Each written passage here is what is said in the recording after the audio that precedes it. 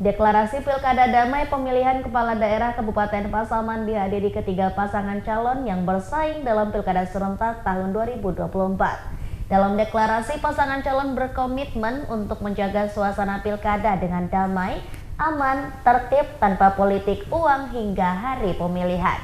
Dan dilanjutkan dengan parade damai menempuh rute Lubuk Sikaping Kumpulan dan Lubuk Sikaping Rao. Deklarasi kampanye damai. Deklarasi Pilkada Damai pemilihan Kepala Daerah Kabupaten Pasaman dihadiri ketiga pasangan calon bupati dan wakil bupati yang menjadi penegasan komitmen ketiga calon untuk menjaga persatuan dan kebersamaan masyarakat walaupun mereka berbeda pilihan. Setelah membacakan deklarasi secara bersamaan, ketiga paslon juga menandatangani naskah deklarasi secara bersama.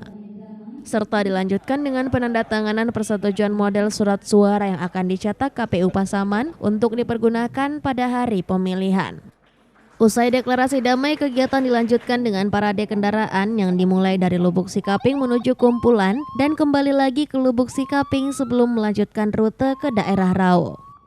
Dalam parade damai, masing-masing calon menggunakan 6 armada dengan 1 armada khusus yang dihiasi gambar pasangan calon.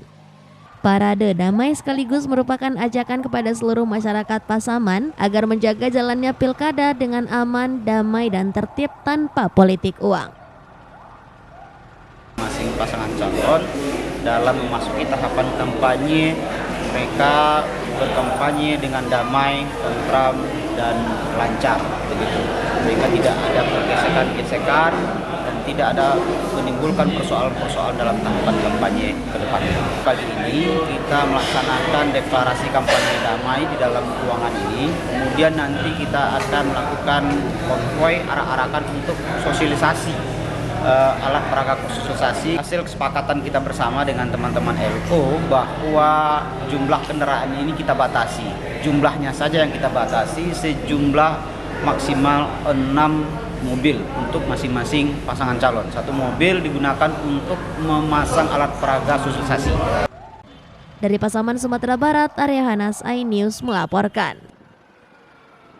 Polres Pasaman kerahkan personil amankan pilkada. Tetaplah di iNews Sumatera Barat.